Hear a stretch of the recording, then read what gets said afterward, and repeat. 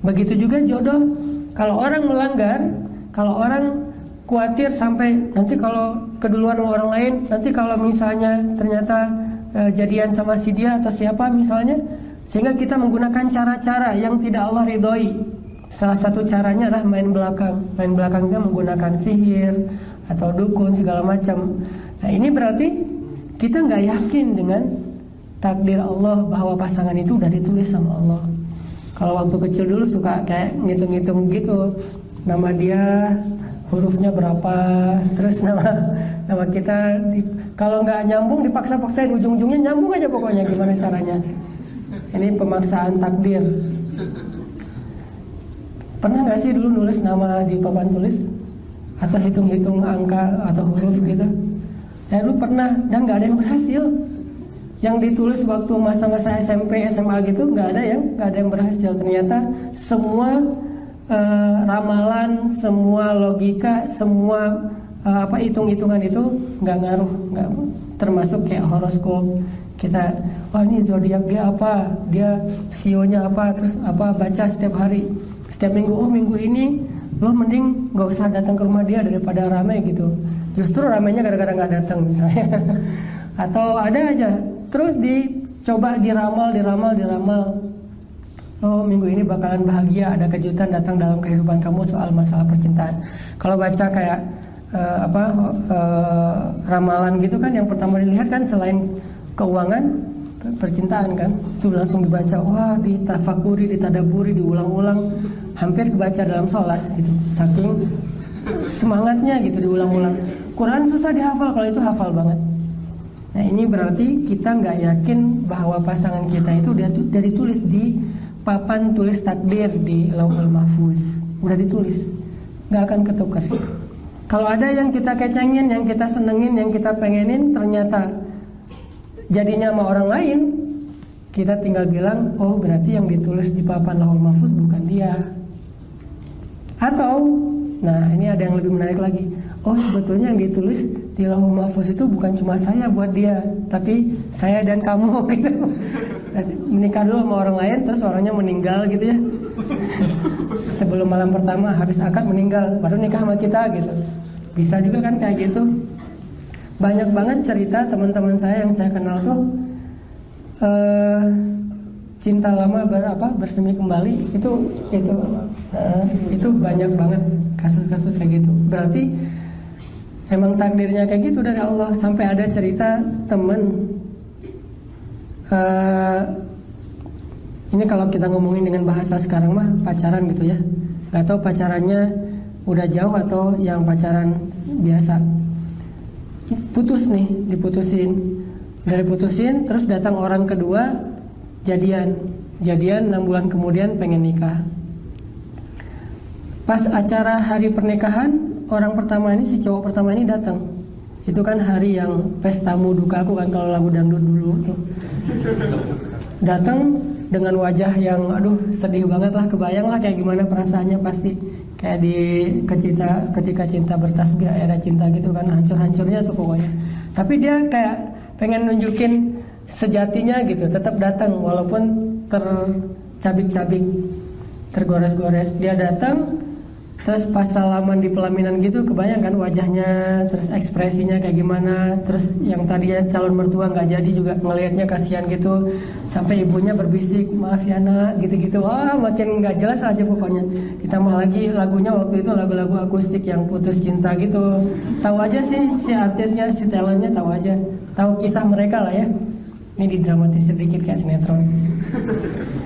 Tapi ceritanya kayak gitu, dia datang pada sedih gitu, termasuk si yang suaminya tuh pura-pura sedih padahal dia bahagia banget gitu. Wah lo lihat nih gue berhasil nyalip lo gitu.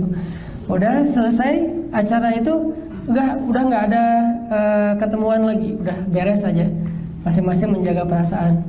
Nah si cowoknya karena nggak bisa move on tetap sendiri. Selang setahun si cowoknya mimpi malam tuh, dalam mimpi dia ngelihat si ceweknya gendong anak, terus diserahin ke si cowok yang ini, yang pertama, suruh digendong sambil ketawa-ketawa gitu. Dan padahal setahun itu dia udah nggak mikir apa-apa lagi, walaupun nggak bisa move on, tapi udah nggak punya harapan apa, namanya udah nikah kan, udah halal. Tapi tiba-tiba mimpi.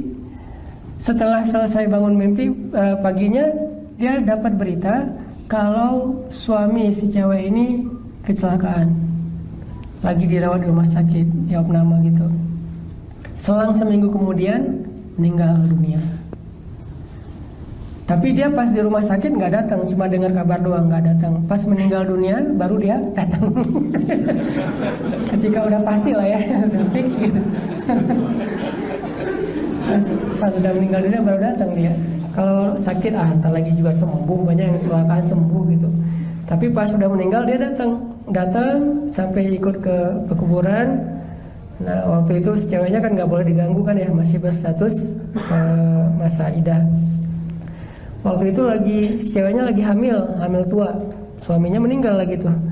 Selang sekitar 3 bulan kemudian, ceweknya ngelahirin, berarti masa idahnya udah selesai. Dengan selesainya nifas, udah gitu tiba-tiba calon mertuanya nyuruh orang untuk ketemu sama cowok yang pertama, suruh datang ke rumah silaturahim lagi.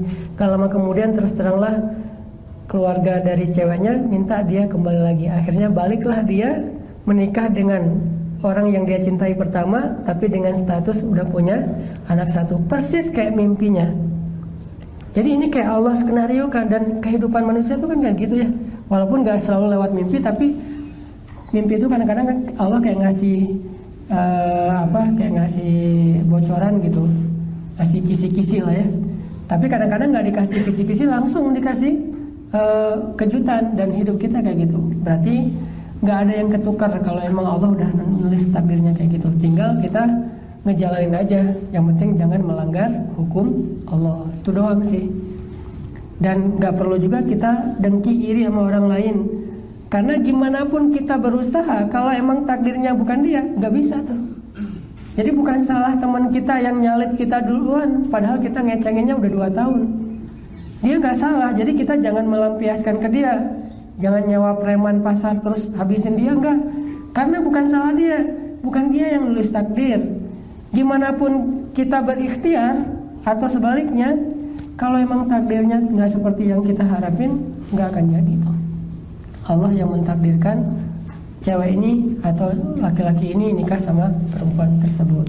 Sehingga tidak ada orang yang perlu kita salahkan, tidak ada orang yang perlu kita jadikan kambing hitam, tidak ada sesuatu yang perlu kita keluhkan. Terus buat apa perjalanan 2 tahun, 3 tahun, 10 tahun ngecengin, mencari ta'aruf dan segala macam?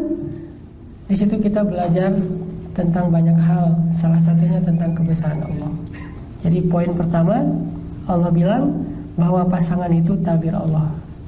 Yakinlah kalau kita nggak dikasih pasangan di dunia, gak usah khawatir meninggalnya. Jangan sampai kita meninggal, aduh saya bentar lagi kayak mau meninggal nih, saya nggak rela, kenapa belum nikah? Nggak, nikahnya nanti di akhirat. Toh banyak banget hadis yang Nabi bilang Allah yang sendiri akan menikahkan dia dengan pasangannya atau dengan bidadari. Itu banyak banget hadis kayak gitu. Salah satunya hadis tentang orang yang menahan amarah. Siapa yang mampu menahan amarah ketika dia mampu marah, kata Nabi, maka Allah Subhanahu wa taala akan memilihkan untuk dia pasangan-pasangan yang dia bebas mau milih yang mana aja. Allah akan berikan untuk dia pasangan, dia bebas memilih yang mana aja, nanti Allah yang akan menikahkan dia di hari kiamat. Dan itu hadis sahih tentang bab la taghdab, jangan marah. Dan hadis-hadis kayak gini banyak di dalam hadis Nabi. Ini menunjukkan bahwa akad nikah, resepsi pernikahan, wedding itu bukan cuma ada di dunia, ada juga di akhirat. Malah wedding di akhirat itu kayaknya lebih seru, karena WO-nya itu udah para malaikat sendiri, bukan manusia. Yang nggak perlu bayar mahal, nggak ada kesalahan teknis, WO-nya langsung para malaikat. Terus penghulunya Allah sendiri, yang jadi wali, penghulu. Khutbah nikahnya mungkin Rasulullah kali ya. Rasulullah menyampaikan. Yang jelas, kalau kita mau mengimajinasikan akhirat, karena akhirat itu jangan hanya diyakini tapi diimajinasikan semampu kita, dan dengan closing, apapun kebaikan surga yang kita imajinasikan, pasti surga lebih dari itu. Apapun keburukan neraka yang kita imajinasiin, pasti neraka lebih buruk dari itu. Tapi kita boleh berimajinasi sebaik mungkin tentang surga. walaupun surga tetap lebih baik daripada yang kita pernah bayangkan. Jadi kalau di dunia hal yang paling menyenangkan mungkin hari pernikahan itu kita didandanin. Cuman kalau cowok didandanin agak-agak gimana gitu ya. Kan ada yang model pakaian cowok, oke kalau pakaian doang, tapi sampai di make upin, pakai lipstick, cowok juga pakai lipstick, itu agak-agak gimana kalau orang Sunda yang geleh gitu ya. Kok pakai lipstick cowoknya. Nah, nanti di surga pasti lebih dari itu. Lipstiknya warna-warni. Yang jelas ada wedding, ada akad nikah, ada hari bahagia di surga. Dan itu kayak pernikahan termahal sepanjang sejarah manusia. Pernikahan termahal di dunia aja, misalnya yang menikah pangeran Arab mana atau pangeran Inggris atau apa, menikah itu aja udah heboh sedunia kan, apalagi pernikahannya pangeran surga. Jadi tetap kita yakin bahwa pasangan kita itu udah Allah ciptakan. Terus kalau ada yang gak sesuai dengan harapan kita, kok dia jadi sama ini, kok ini sama ini, kok ini begini, kok ini begitu, kembalikan lagi, memang takdirnya Allah tuliskan demikian. Kita cuma ngejalanin sebaik yang kita mampu, hasilnya Allah yang menentukan. Itu yang pertama tentang pasangan.